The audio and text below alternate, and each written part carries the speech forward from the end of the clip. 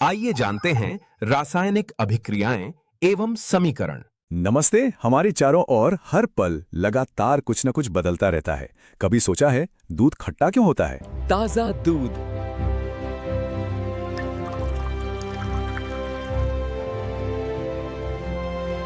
या लोहे पर जंग कैसे लग जाता है?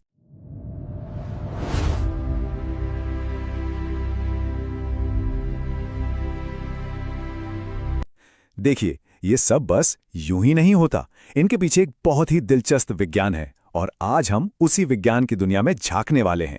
चलिए परमाणुओं के इस अनोखे सफर की शुरुआत करते हैं। अच्छा, जरा इन रोजमर्रा की चीजों पर गौर करें। गर्मियों में दूध का खट्टा हो जाना, नम हवा में रखी लोहे की कील पर जंग लगना, अंगूर का फर्मेंट होकर कुछ नया बन जाना, या फिर रसोई में पकता हुआ खाना जो पूरी तरह बदल जाता है। ये सब हमें बहुत आम बातें लगती हैं, है ना? पर असल में ये सब छोटी छोटी पहेलियां हैं जिनके पीछे एक ही बड़ा राज छिपा है। तो सवाल ये उठता है कि इन सभी बदलावों में आखिर कॉमन क्या है? जवाब है रासायनिक अभिक्रियाएं या केमिकल रिएक्शंस। ये सभी उन्हीं के उदाहरण हैं। ये एक ऐसी प्रोसेस है जिसमें चीजें आपस में मिलती हैं, खुद को फिर से अरेंज करती हैं और कुछ बिल्कुल नया बना देती हैं। सोचिए, जैसे आटा, अंडे और चीनी मिलकर केक बन जाते हैं। आटा, अंडे और चीनी मिलकर केक बनना एक रासायनिक परिवर्तन है, क्योंकि नया पदार्थ बनता है। जो चीजें शुरू में थीं वो गायब हो जाती हैं और उनकी जगह कुछ बिल्कुल अलग, कुछ नया सामने आता है। तो फिर ये पता कैसे चले कि कोई केमिकल रिएक्शन हुआ भी है या नहीं? भाई, इसके लिए कुछ पक्के सुराग होते हैं। इनको एक केमिकल जासूस की टूलकिट जैसा समझ सकते हैं, जो बताती है कि हाँ, यहां पर कोई फंडामेंटल चेंज हुआ है। तो ये रहे वो चार खास संकेत। पहला, अवस्था में बदलाव, यानी कि स्टेट चेंज। सोचकर देखिए, कोई सॉलिड चीज अचानक गैस बन जाए। क्या सॉलिड सीधे गैस बन सकता है? जब कोई ठोस पदार्थ बिना तरल बने सीधे गैस में बदल जाए तो इस प्रक्रिया को ऊर्ध्वपातन कहते हैं। दूसरा है रंग में बदलाव। तीसरा, किसी गैस का निकलना बुलबुलों के रूप में। और चौथा, टेम्परेचर में बदलाव, यानी चीज या तो गर्म हो जाए या फिर एकदम ठंडी पड़ जाए। इनमें से अगर कुछ भी दिखे तो समझ जाइए कि एक केमिकल चेंज हुआ है। ठीक है, तो अब इन बदलावों को पहचानना तो आ गया, पर इन्हें लिखेंगे कैसे? इसके लिए केमिस्ट्स एक तरह की सीक्रेट लैंग्वेज, एक यूनिवर्सल भाषा का इस्तेमाल करते हैं। इससे फायदा ये होता है कि कोई भी दुनिया में कहीं भी आसानी से समझ सकता है कि असल में हुआ क्या है। अब देखिए ये तरीका कितना पावरफुल है।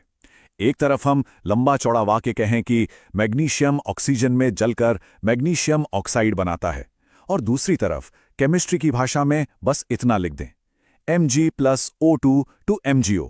बस कितना छोटा, कितना सटीक, और पूरी दुनिया में इसे एक ही तरह से समझा जाएगा। यही तो है इसकी असली ताकत। और यहीं पर आता है केमिस्ट्री का सबसे जरूरी नियम, द्रव्यमान संरक्षण का नियम, यानी law of conservation of mass.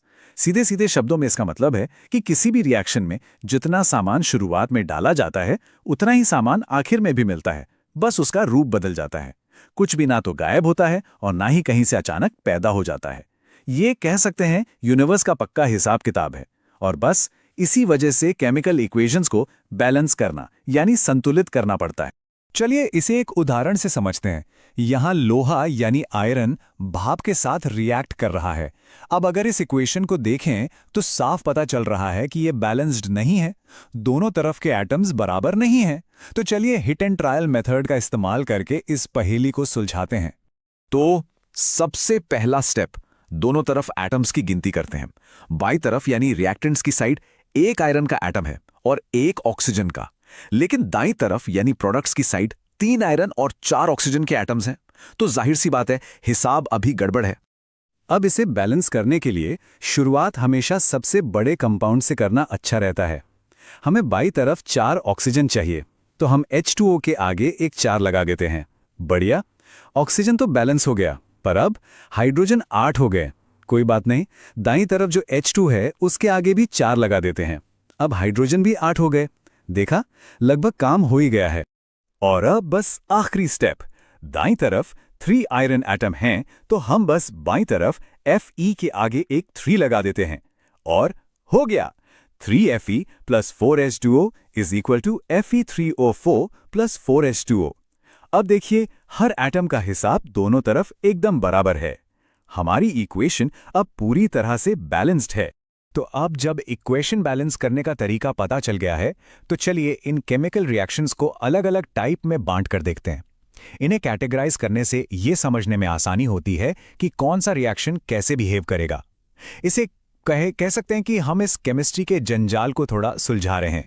तो सबसे पहला टाइप है कॉम्बिनेशन रिएक्शन, यानी संयोजन अभिक्रिया। इसे एक केमिकल टीम अप की तरह समझ सकते हैं। इसमें दो या ज्यादा चीजें मिलकर सिर्फ एक नई चीज बनाती हैं। ए और बी मिले और बन गया AB। जैसे जब बिना बुझा चूना पानी से मिलता है तो मिलकर एक चीज बनाते हैं, बुझा हुआ चूना। कहते हैं। संयोजन अभिक्रिया क्या है? जिस अभिक्रिया में दो या दो से अधिक पदार्थ मिलकर एक नया पदार्थ बनाते हैं, उसे संयोजन। अगला है डीकॉम्पोजिशन रिएक्शन, यानी वियोजन अभिक्रिया। और ये कॉम्बिनेशन का ठीक उल्टा है। यहां एक बड़ी चीज टूटकर दो या ज्यादा छोटी चीजों में बट जाती है। मतलब AB टूटकर A और B में अलग हो जाता है। और ऐसा अक्सर तब होता है जब उसे हीट या लाइट जैसी कोई एनर्जी दी जाती है। जब एक यौगिक ऊष्मा या ऊर्जा देने पर टूटकर दो या दो से अधिक सरल पदार्थों में बदल जाता है, तो उसे वियोजन अभिक्रिया कहते हैं। फिर आती है डिस्प्लेसमेंट रिएक्शन, यानी विस्थापन अभिक्रिया। इसकी कल्पना एक तरह से डांस पार्टनर स्वैप की तरह की जा सकती है। यहाँ एक ज्यादा रिएक्टिव एलिमेंट आता है और किसी कंपाउंड में से कम रिएक्टिव एलिमेंट को उसकी जगह से हटाकर खुद बैठ जाता है। जैसे लोहा कॉपर सल्फेट के सॉल्यूशन में से कॉपर को बाहर कर देता है और खुद उसकी जगह ले लेता है। जब कोई अधिक क्रियाशील तत्व किसी कम क्रियाशील तत्व को उसके यौगिक से हटा देता है, तो उसे विस्थापन अभिक्रिया कहते हैं। और आखिर में है डबल डिस्प्लेसमेंट रिएक्शन। अब ये कोई छोटा मोटा स्वैप नहीं, ये है पूरी अदला बदली। यहाँ दो कंपाउंड्स अपने आयंस या कह लीजिए पार्टनर्स को एक्सचेंज करके दो बिल्कुल नए कंपाउंड्स बना लेते हैं। और अक्सर इस लेन देन में एक ऐसा सॉलिड बनता है जो घुलता नहीं, जिसे प्रेसिपिटेट या अवक्षेप कहते हैं। जिस अभिक्रिया में दो यौगिक अपने आयनों का आपस में आदान प्रदान करते हैं, उसे द्विविस्थापन अभिक्रिया कहते हैं। अब ये सारे कॉन्सेप्ट सिर्फ केमिस्ट्री की लैब के लिए नहीं है, ये तो हर दिन हमारे चारों तरफ हो रहे हैं। चलिए ऑक्सीडेशन यानी उपचयन का उदाहरण लेते हैं। इसके दो बहुत ही आम से दिखने वाले असर देखते हैं। लोहे पर जंग लगते हुए तो सबने देखा ही है ना? ये कोरोजन यानी संक्षारण का एक क्लासिक एग्जाम्पल है। जब लोहा या कोई और मेटल अपने आसपास की नमी और हवा के कांटेक्ट में आता है तो वो धीरे धीरे खराब होने लगता है। उसकी चमक चली जाती है, उसकी मजबूती कम हो जाती है। यह असल में एक बहुत ही धीमी गति से होने वाला केमिकल रिएक्शन है। और यहीं पर एक मजेदार बात है। चिप्स के पैकेट के बारे में सोचिए, वो इतने फूले हुए क्यों होते हैं? असल में चिप्स बनाने वाली कंपनियां पैकेट से ऑक्सीजन को बाहर निकालकर उसमें नाइट्रोजन गैस भर देती हैं। क्यों? ताकि चिप्स में जो फैट और ऑयल है वो ऑक्सीजन से रिएक्ट करके बासी ना हो जाए, जिसे रैंसिलिटी या विकृत गंधिता कहते हैं। है ना कमाल की केमिस्ट्री जो हमारे स्नैक्स को फ्रेश रखती है। तो चलिए अब तक की इस पूरी चर्चा का सार एक बार फटाफट देख लेते हैं कि हमने क्या-क्या मुख्य बातें सीखी।